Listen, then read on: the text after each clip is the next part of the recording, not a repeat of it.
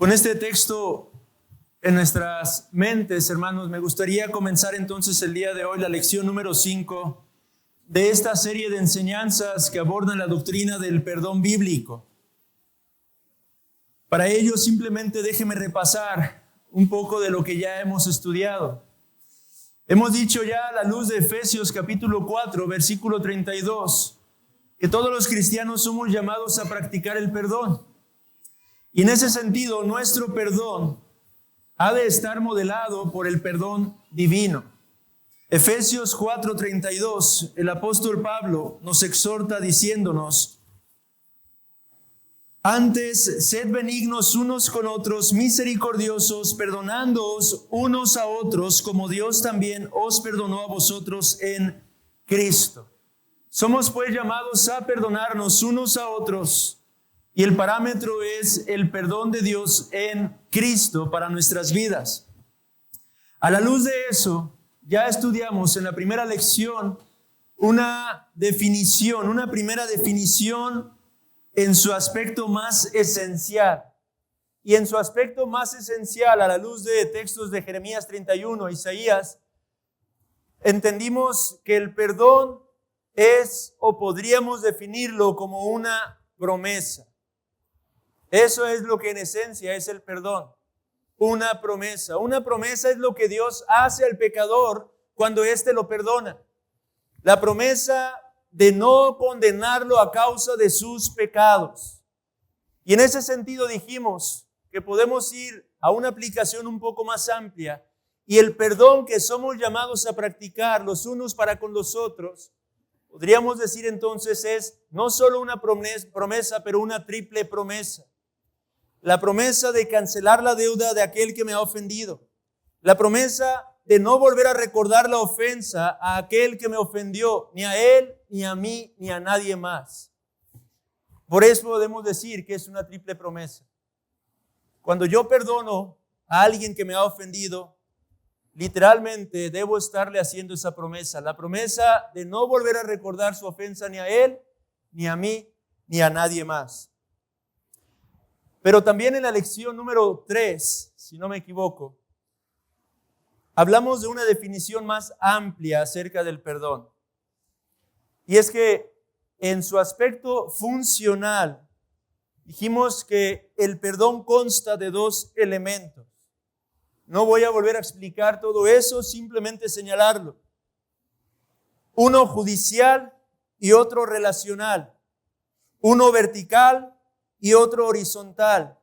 Uno incondicional y otro condicional.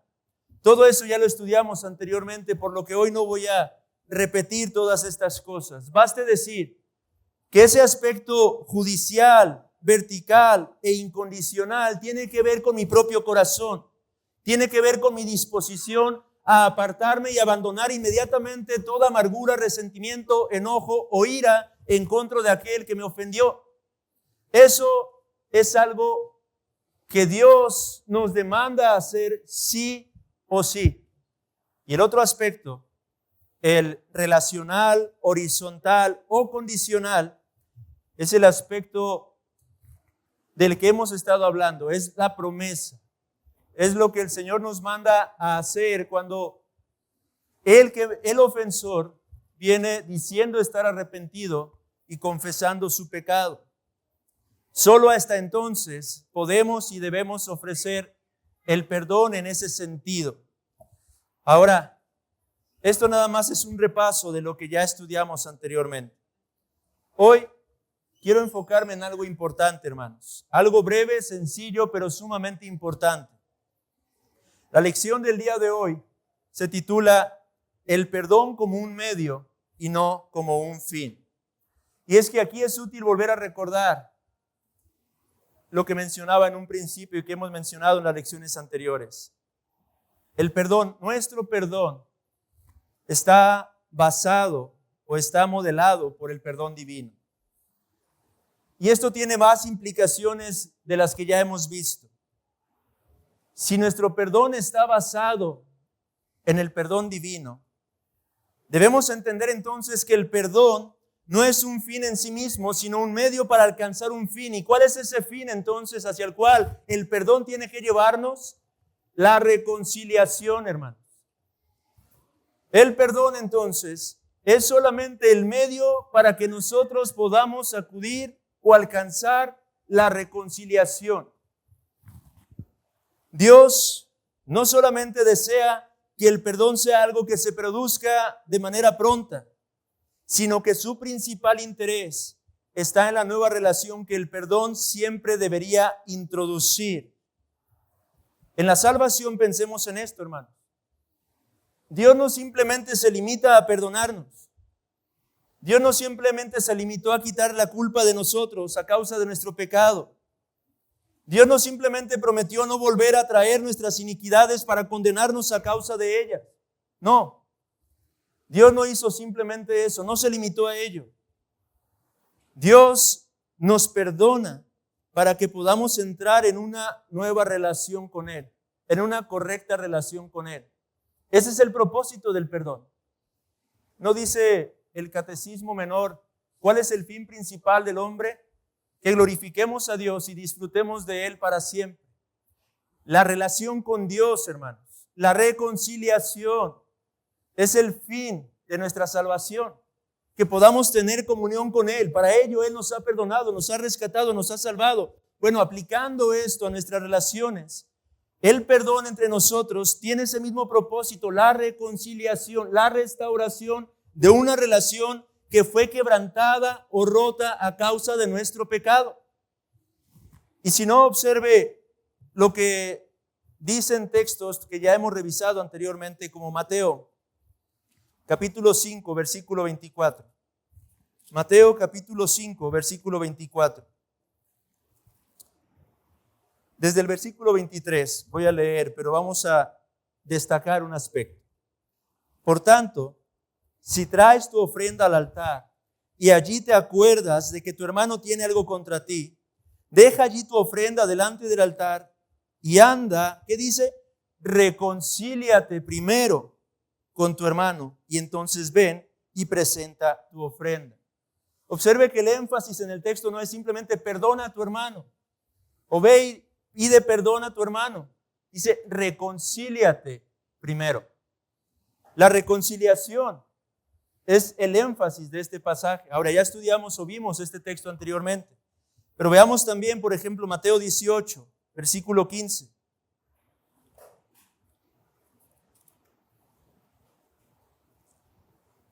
Y en el contexto de la disciplina eclesiástica y de los principios que nuestro Señor Jesucristo ofrece para que se lleve a cabo de manera bíblica, correcta y en el Espíritu del Señor, nos dice, por tanto, si tu hermano peca contra ti, ve y repréndele estando tú y él solos.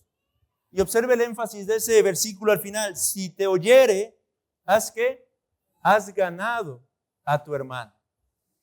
La intención no solamente es ir y pedir perdón, sino ganar a mi hermano, restaurar la relación que fue quebrantada, reconciliar la situación que se quebrantó a causa de nuestras propias iniquidades. Ahora, hemos de reconocer que hay una gran dificultad en esto.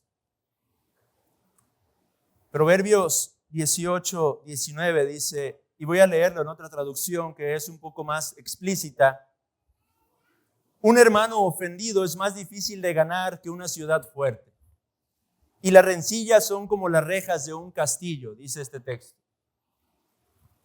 Es cierto, amados hermanos, que cuando hay pecado entre nosotros hay dificultades. Pero la razón por la que es difícil ganar a un hermano que ha sido ofendido es a causa del pecado de orgullo, del egocentrismo, es a causa del pecado del corazón. Esa es la razón por la que a menudo se vuelve tan difícil el poder reconciliar en medio de alguna situación de pecado entre nosotros. Pero, sin embargo, el propósito de Dios claramente en su palabra no es solamente que nos perdonemos, sino que nos reconciliemos, que restauremos esas relaciones rotas. Observe en sus boletines, le pedí al hermano que dejara una pequeña imagen que tengo originalmente en mis estudios para que puedan ustedes ver de manera gráfica de lo que estamos hablando aquí. En sus boletines vienen 3 figuras, figura A, figura B y figura C. Podemos ver en la figura A la representación de la situación o la relación que se suscita cuando hay pecado entre dos de nosotros. Cuando hay pecado, se levanta una barrera entre los dos hermanos. Hay una separación, se produce una enemistad. Cuando nosotros aplicamos las Escrituras a la luz de lo que ya hemos visto, cuando mi hermano peca contra mí y yo hago lo que bíblicamente debo hacer, y dijimos que no se trata entonces de que si alguien peca contra mí, entonces voy a ir con el pastor para contarle que pecaron contra mí. Eso no dice la Biblia. Tampoco dice que voy a ir y contarle a todos los hermanos lo que aquel hermano me hizo. Eso tampoco dice la Escritura. La Escritura dice que mi responsabilidad es ir y hablar con el hermano que me ofendió y tratar el asunto de frente. Ahora, ya hemos hablado de la disposición del corazón con la que debería de ir y todas estas cosas. Pero supongamos que he hecho lo que debo hacer entonces. Voy, confronto, mi hermano reacciona, se arrepiente, confiesa su pecado, me pide perdón y le perdono. En ese momento entonces se cumple lo que está en la figura B. La barrera ha sido quitada. La enemistad ha sido hecha a un lado. La separación se ha quitado por completo. Pero no podemos quedarnos allí. Lo siguiente que tenemos que hacer está en la figura C. Es restablecer un vínculo entre nosotros. Volver a forjar una relación entre mi hermano y yo. O, poniéndome ahora del otro lado, si yo fui el ofensor, entre yo que he pecado, que ofendí a mi hermano, y mi hermano que ha sido ofendido por mí. ¿Por qué esto es importante? Es importante, hermanos, porque de otra manera no se cumple el propósito de Dios a través de este proceso. Y en la figura C, dice un autor, a través de un esfuerzo positivo hacia la reconciliación, se ha establecido un nuevo vínculo. Para que el proceso de reconciliación se produzca, debe pasar entonces por estos 3 aspectos o etapas, desde la eliminación de un obstáculo hasta el establecimiento de un nuevo vínculo. Cuando las cosas se quedan en la etapa B, en la que el mal ha sido apartado por el perdón, pero no se ha iniciado una nueva relación, cabe esperar incluso que surjan otros problemas normalmente peores entre las partes implicadas. Esa es la causa de la importancia de que busquemos esa restauración y reconciliación. Y esto lo mencionamos a la luz de un principio bíblico. En Lucas capítulo 11, versículos 24 al 26, encontramos este principio bíblico. Sé que en el contexto se está hablando de algo particular, pero el principio que extraemos de ahí es importante para esto. Observe que en ese pasaje nuestro Señor Jesucristo enseñó lo siguiente. Cuando el espíritu inmundo sale del hombre, anda por lugares secos, buscando reposo, y no hallándolo dice, volveré a mi casa de donde salí, y cuando llega la halla barrida y adornada, entonces va y toma otros 7 espíritus peores que él, y entrados moran allí, y el postrer estado de aquel hombre viene a ser peor que el primero. En el contexto, nuestro Señor Jesucristo está hablando acerca de la importancia no solamente de apartarnos del pecado, sino de aferrarnos a la gracia de Dios en Cristo, de gozar y experimentar la verdadera obra del Espíritu Santo en nuestros corazones. Porque una mera religiosidad externa, a la larga termina haciendo el estado de esa persona mucho peor que el primero. Lo mismo ocurre en este aspecto del perdón y la reconciliación. Si simplemente nos detenemos en decirnos que nos hemos perdonado los unos a los otros y no hacemos esos esfuerzos activos, positivos por restaurar una relación, hay mucha probabilidad de que posteriormente tengamos problemas peores que los que habíamos tenido originalmente con nuestro hermano o hermana en Cristo, hermanos. La Biblia una y otra vez establece este tipo de principio. La dinámica bíblica, dice el autor, es que tras el desalojo siempre debe seguir un realojo. Los caminos de Dios nunca son solo negativos cuando trata con su pueblo.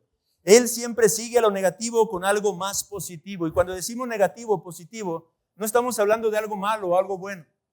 Estamos hablando de ese aspecto de lo que no debemos hacer en contraste con lo que sí debemos hacer. Como cristianos, amados hermanos, cuando el Señor nos salva, no simplemente nos llama a despojarnos del viejo hombre. Nos dice que somos llamados a vestirnos del nuevo hombre. No solamente basta con apartarnos del pecado. Necesitamos llevar a cabo las prácticas piadosas que la Biblia pone delante de nosotros. Esta es la dinámica y es exactamente el mismo principio que tenemos que entender en el ámbito del perdón. No solamente es suficiente con acercarme, confrontar, confesar pecado, pedir perdón y perdonar. El perdón, una vez más, es solamente un medio para alcanzar el fin.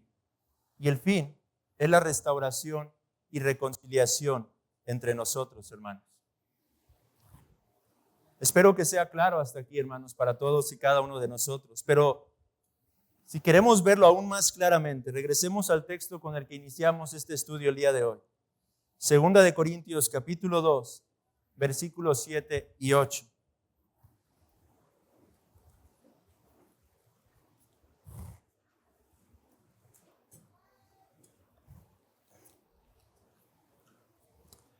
Y voy a volver a leer esos dos versículos.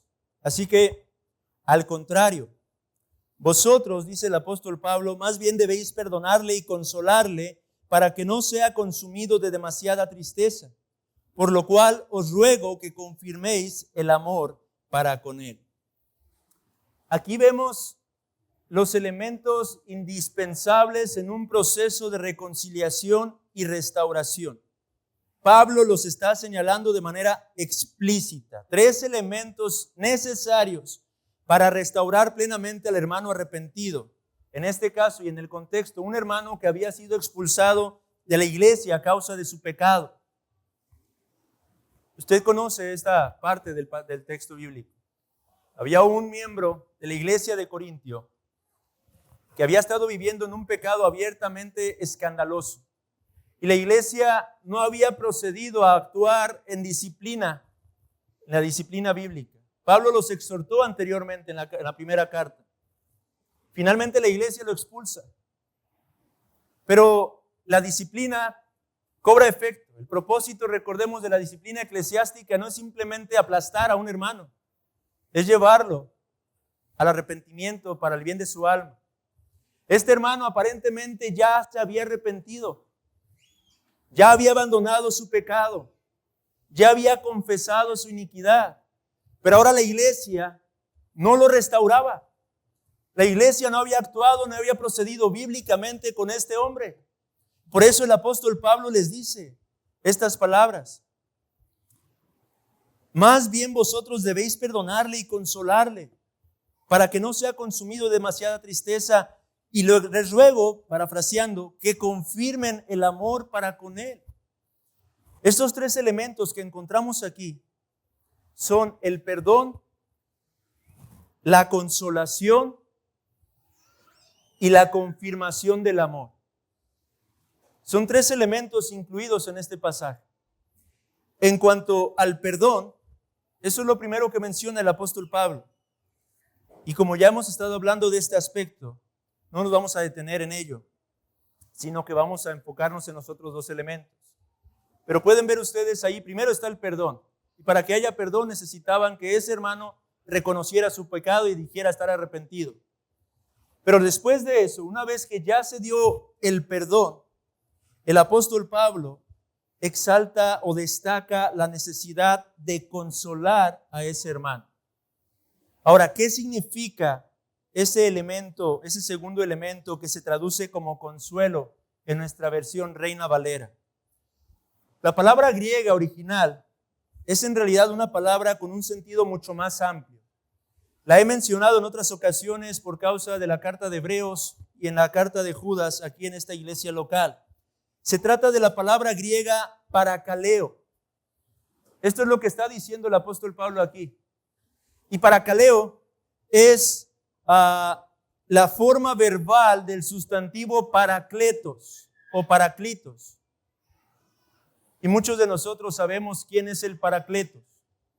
Así se le llama al Consolador por excelencia, a nuestro intercesor, al Espíritu Santo. Y el Espíritu Santo es uno que está al lado de nosotros. El Paracletos es aquel que está al lado de otro. Paracaleo, entonces, es algo más que simplemente consolar. Implica estar junto al otro. Ayudar al otro, podríamos decir propiamente hablando, que es el sentido de lo que el apóstol Pablo está señalando aquí. Y eso es importante, hermanos, porque en medio de una relación quebrantada, si yo soy el ofendido, mi labor no se limita simplemente a escuchar la confesión de aquel que me ofendió y decirle que lo perdono. Mi labor se extiende al hecho de buscar ayudar, si es necesario, a ese amado hermano que me ofendió, que pecó en mi contra. De muchas formas se podría hacer necesario el prestar ayuda o asistencia a un hermano que ha pecado. La ayuda, entonces, es el punto que hay que destacar cuando se utiliza en el contexto de la reconciliación. ¿A qué nos referimos con ayudar? Un hermano o hermana que peca, hermanos, puede verse envuelto fácilmente en todo tipo de pecados mientras se rebelaba o se rebela contra su Dios, por lo que puede necesitar ayudas de diferentes tipos. A veces puede ser ayuda espiritual, que hay de aquellos hermanos que quizá, como vimos en la lección número 2, pecan contra nosotros de una forma una vez, de la misma forma 2 veces, de la misma forma 3 veces, 4 veces, 5 veces. Amado hermano, ese hermano necesita de tu ayuda. Ese hermano necesita trabajar quizá en su carácter. Ese hermano necesita quizá trabajar en el ámbito de las finanzas. Quizá pecó porque te pidió un préstamo, jamás te pagó. Y quizá te das cuenta a través de eso que ese hermano tiene una seria dificultad en su administración financiera. Y quizá el Señor en su providencia permitió que surgiera esa situación, esa diferencia entre ustedes, para que tú te hicieras responsable o entendieras la oportunidad que Dios te estaba dando para ayudar a ese hermano. Podemos citar muchos ejemplos, quizá usted tiene alguno ya en su mente. El punto o el énfasis entonces es que necesitamos brindar ayuda al hermano ofensor a menudo. Este aspecto del perdón, hermanos, es mucho más activo de lo que podríamos pensar. Cuando realmente lo estamos entendiendo, podemos darnos cuenta y apreciar de que se trata de un verdadero medio de gracia que Dios nos proporciona para que crezcamos juntos en santidad. No solamente mi hermano que me ha ofendido, sino yo que he sido ofendido. Dice Jay Adams, el mero hecho de buscar necesidades, que es satisfacer al restablecer una relación y luego hacer algo al respecto, es un factor que cuando se hace correctamente contribuye en gran medida a la reconciliación. Las personas no se distancian torpemente cuando buscan de manera activa hacer el bien a los demás. Contrariamente a lo que muchos piensan hoy en día, las relaciones no se construyen de la nada. No se puede hablar de una relación en abstracto. Las relaciones crecen a partir de preocupaciones comunes, actividades conjuntas y atravesando dificultades juntos. Crecen a partir de problemas que se afrontan juntos y se superan de forma bíblica. Crecen incidentalmente como un resultado secundario. Nunca se construyen de la nada. La preocupación mostrada por la persona arrepentida debe ser genuina. Debe hacerse en su beneficio para agradar a Dios. Esta cita simplemente es para destacar una vez más, hermanos, la importancia y lo relevante que es este segundo aspecto de un proceso de reconciliación. Dios en su providencia te está permitiendo involucrarte activamente con un hermano cuando surge un pecado entre ambos. Y esto, hermanos, si lo trasladáramos a otros principios, ahorita estamos hablando, el estudio ha sido particularmente enfocado en las diferencias y en los conflictos que surgen a menudo entre nosotros dentro de la iglesia local. Pero incluso podemos trasladarlo al ámbito familiar, entre esposo, esposa, padres e hijos. Hermanos, si algo he estado aprendiendo últimamente es que las dificultades tenemos que aprender a verlas no como obstáculos, sino como gracia de Dios. Oportunidades que Dios nos concede para poder crecer en conformidad al carácter de Cristo. Y hasta que podamos verlos de esta manera, hermanos, podremos enfrentar de una manera bíblica cualquier diferencia que surja entre nosotros, hermanos. Pero el tercer elemento, para concluir ya nuestro estudio del día de hoy, lo menciona el apóstol Pablo en el versículo 8. No solamente habla de perdonar al ofensor y de ayudar al ofensor, sino de confirmar el amor para con el ofensor. La palabra confirmar o reafirmar es un término muy particular, usado solo en 2 ocasiones en el Nuevo Testamento, que podríamos decir que significa literalmente restablecer oficialmente a alguien. Y en este contexto, cuando uno se arrepiente y es readmitido en la iglesia, tenemos que entender esto, hermanos. Ese alguien no puede ser aceptado como un ciudadano de segunda clase en el reino de Dios. Esa clase de ciudadanos no existen en las Escrituras. Ni usted ni los demás deberíamos permanecer distantes de un hermano o una hermana que se reintegra, sino que debemos restablecer la plena comunión con él. Debemos restaurarlo no solamente con palabras, sino con hechos activos y amorosos, hermano. Y lo mismo aplica de forma personal. Cuando tu hermano te ha ofendido y ha ido a ti confesando su pecado y le has perdonado,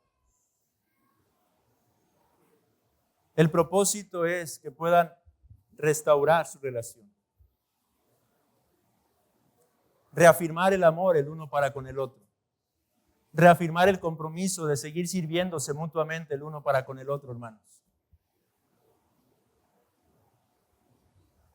Por lo tanto, la restauración no es algo que pueda tomarse a la ligera o hacerse de manera casual. La reconciliación o la restauración implica un trabajo consciente y arduo en ello, hermanos. Implica una responsabilidad que el Señor nos da. Y sí, hermanos, requiere tiempo, requiere creatividad, requiere energía, requiere oración, requiere disposición. Pero es tan importante, amados hermanos, este aspecto, que aparte de esto, el perdón carece de todo valor. Es tan importante este elemento de la reconciliación y entender que este es el fin en sí mismo, que aparte de ello, el perdón no tiene ninguna clase de valor, hermanos. Porque el perdón no es el fin en sí mismo, sino, como dice nuestro título el día de hoy, es un medio para alcanzar ese fin, que es la reconciliación. Así que la restauración es esencial para el compañerismo. Y quiero aclarar algo. Esto no significa que tras alguna dificultad que hemos enfrentado con uno de nuestros hermanos, el proceso de reconciliación necesariamente debería llevarnos a una amistad sumamente profunda. No, tampoco estamos diciendo eso. Somos criaturas hechas por Dios de maneras tan variadas, con un carácter tan particular y personalidades tan diferentes los unos de los otros, que es natural que tengamos mayor empatía con algunos que con otros.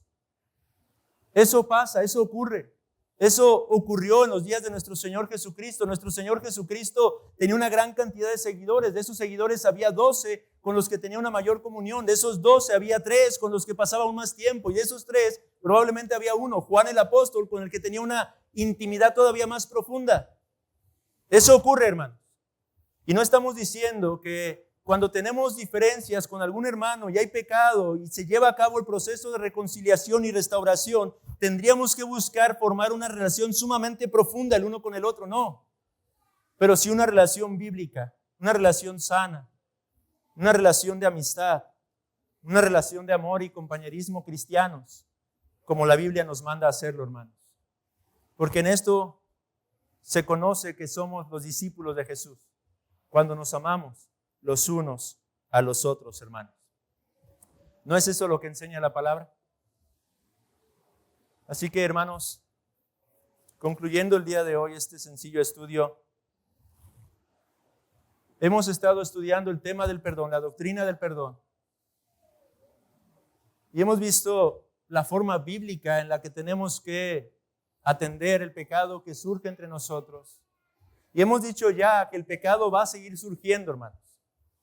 De este lado de la eternidad, ni usted ni yo hemos sido glorificados. Aún no hemos alcanzado la estatura del varón perfecto. Aún hay un remanente de pecado con el cual batallamos y luchamos. Esa es una realidad que tenemos que reconocer.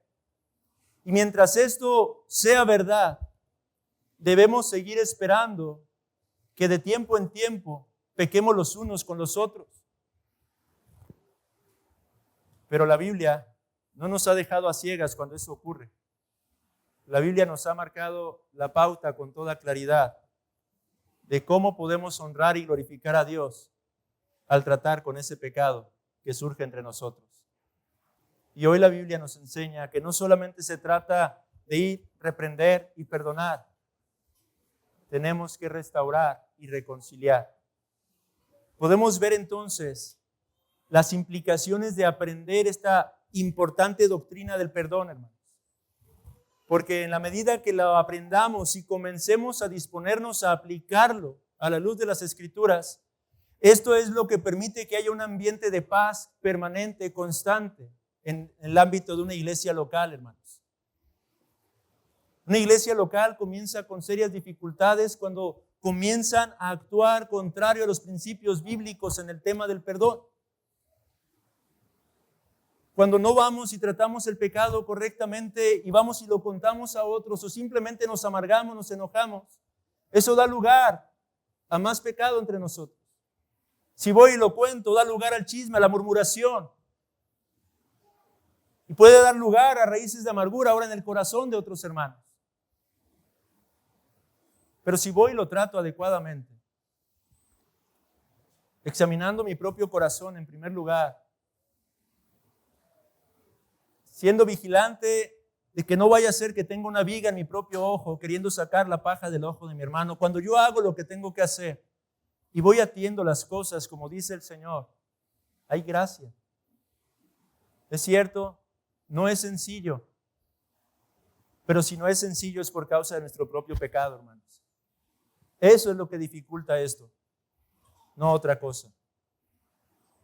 Pero que el Señor nos conceda gracia para que podamos seguir creciendo y aprendiendo a vivir a la luz del Evangelio, porque al final, si el perdón está modelado por el perdón divino, si algo resplandece cuando lo aplicamos correctamente, es el propio Evangelio. Porque somos recordados de que en Cristo hemos sido reconciliados perfectamente. En Cristo hemos sido perdonados. Y cuando usted y yo hacemos esto, en medio de nuestras dificultades, estamos viviendo a la luz de ese glorioso Evangelio, hermanos. Quiera el Señor apacentar nuestros corazones, hablar a nuestras vidas. Y simplemente le animo, hermano, si hay algún pecado entre usted y otro hermano, quiero poner un peso en su conciencia el día de hoy. No tiene excusa, o al menos la excusa de la ignorancia para no atenderlo bíblicamente. Porque ya llevamos 5 lecciones y faltan unas más que espero sigan aclarando un poco más esta importante doctrina. Por lo que, al no haber excusa de ignorancia, amado hermano, actúe a la luz del Evangelio. Solucione su conflicto, hermano. Trate la situación bíblicamente y glorifique a Dios en medio de ello, hermano. Vamos a orar para concluir.